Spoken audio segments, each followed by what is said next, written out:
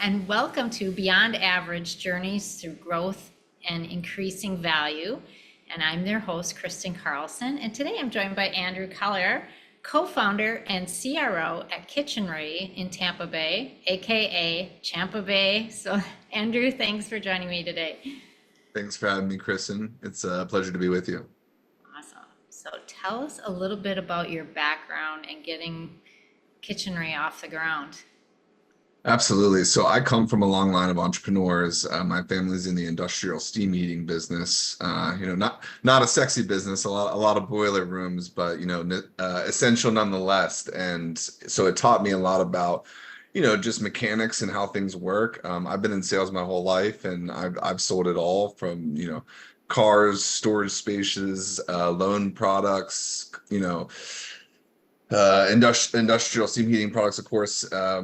And then most recently, I was with a company called Ayla Networks out of the Valley, and I was in the IoT realm as a salesman doing projects for like Shark Ninja, doing their robot vacuum, Keurig smart coffee makers, Kenmore smart wash and dryers. And then as I was working there, I met Akshay, and I saw the future vision of the technology, and I joined the team shortly after.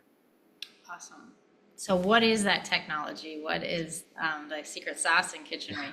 Absolutely. So, at our core, we're a wireless power transfer technology company. So very similar to what you see in your smartphones, just like 100 times more powerful. So our core sweet spot is short range, high power applications because, things like air fryers, toasters, electric pressure cookers, they take a lot more power. And so you have to be, a lot more careful in the way that you approach the power transfer. You have to be able to do it seamlessly, efficiently, and in a way that makes sense for the consumer.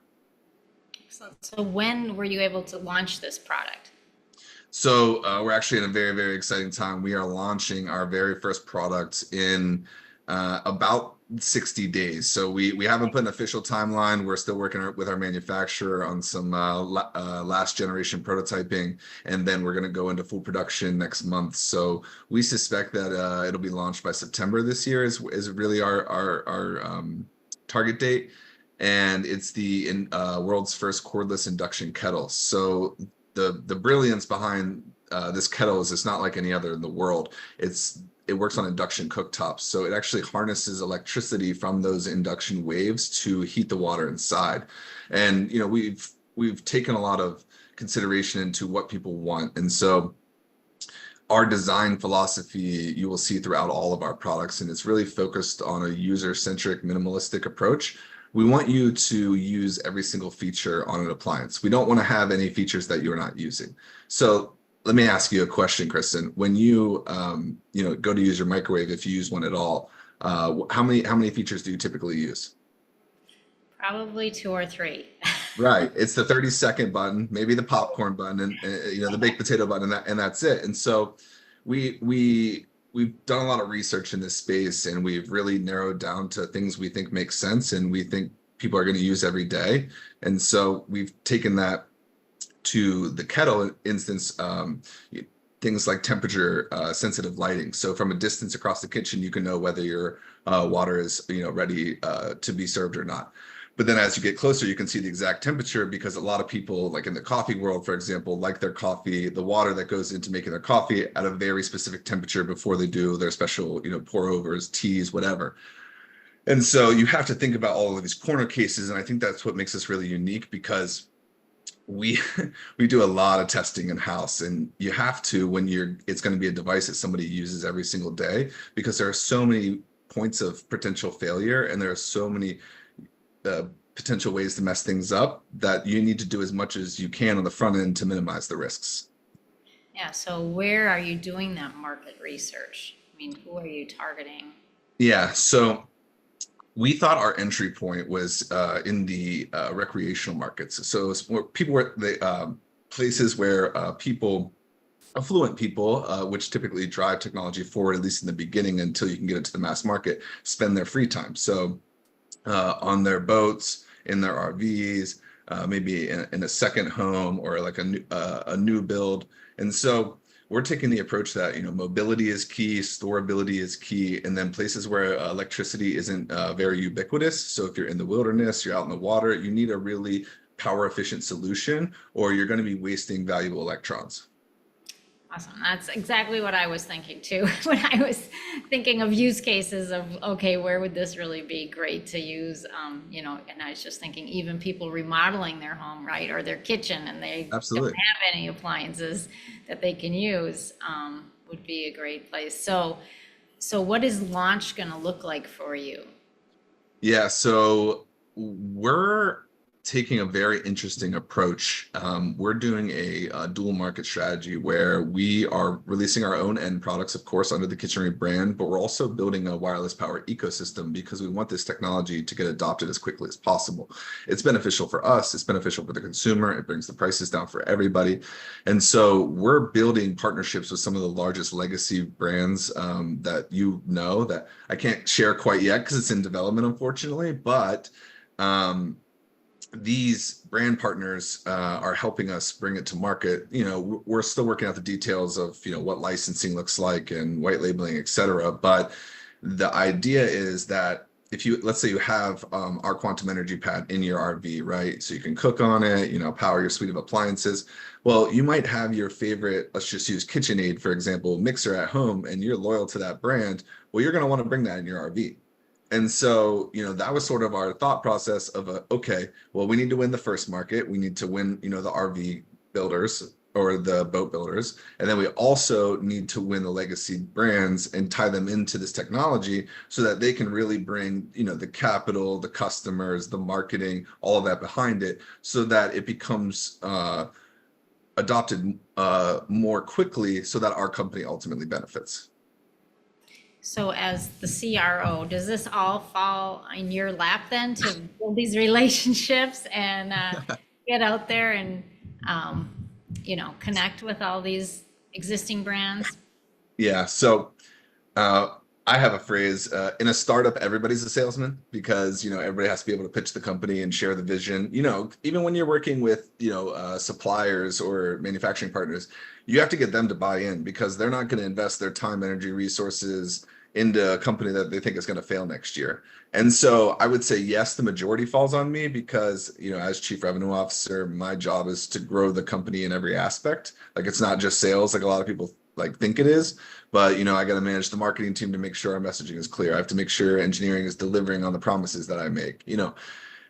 Every asset of the business also falls under my purview because I am a co-founder. But ultimately, my focus right now for the majority of my time is developing the sales pipeline and then also our investor pipeline. We are currently actively in a raise. And we just hit a major milestone to go into production with the kettle and just got some more commitments that we think is going to finalize our production for the pad and the rest of the appliances, as well as close the round ideally in the next 90 days. Awesome. So do you think those other appliances will be released on a regular basis that you'll be? Yes. So our plan, if everything goes right, is to have the pad and the blender out in time for Christmas. Just because that's such a critical, buying season, or the holiday season rather. So that's the plan, and then follow on with the toaster, the electric pressure cooker, and the air fryer in Q1 and Q2 of 2025. That's the plan right now, and we've been hitting all of our targets as of the moment. But it is critical on that capital component, so I'm doing everything in my power to make sure that I hold up my end of the bargain for the team. Right. And it seems like it could really explode on you or really gain a lot of momentum when somebody gets that first appliance and it's just like, okay, when's the next one coming? Yeah. So we do have some pre-orders, which is great. As a not only a C-suite executive, but on the sales side, it's always nice when you have money coming in. And our brand partnerships are looking strong. I mean, every day our sales pipeline is getting better, and we have a couple really big opportunities. Again, I can't speak more than there's some technology integration happening for us. So, I would say in the history of the company, I don't think we've ever been in a better position from a technology or a sales pipeline standpoint. So You could always have more, but you, at the end of the day, you have to, draw a through line. And I think we're hitting most of the targets we set for ourselves. Okay, great. Well, how big is your team now? So core team is 5, and then we have contractors of about t between 5 and 20 at any point. It depends what projects are active. Our team we are planning to grow and hire pretty extensively over the next 18 months. So on the engineering side and the business infrastructure side, in the first phase of our investment into not only manufacturing, but our business and the launch. And then from there into our Series A, ideally, in a good scenario, probably I would say we scale up to at least a team of 30, just because that's typical for a business going into, a capital raise of that size. Right. So what has been some key things that you focus on hiring your team, getting the 5 people in place, or did you all know each other from the start?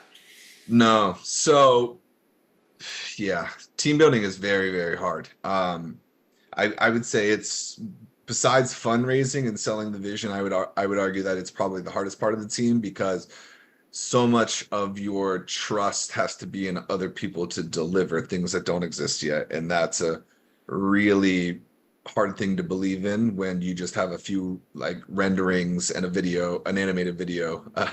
But as people keep delivering, you keep building trust. And one of my great mentors told me, like, building trust should be a line item in your capital raise, because like you need to do activities outside of work to build that personal trust that you're going to ask someone to deliver something exceptional.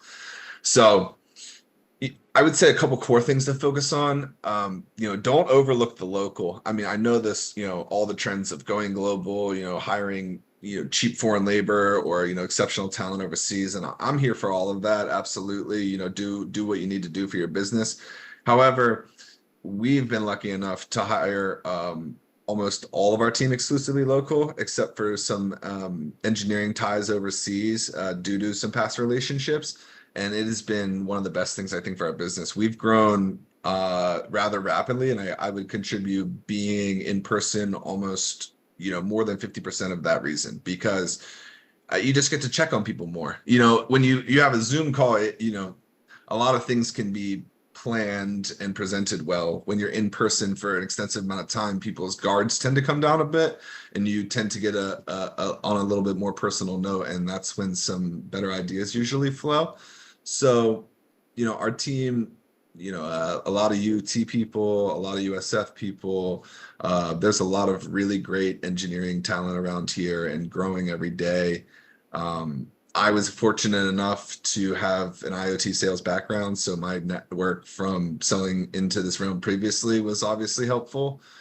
But I think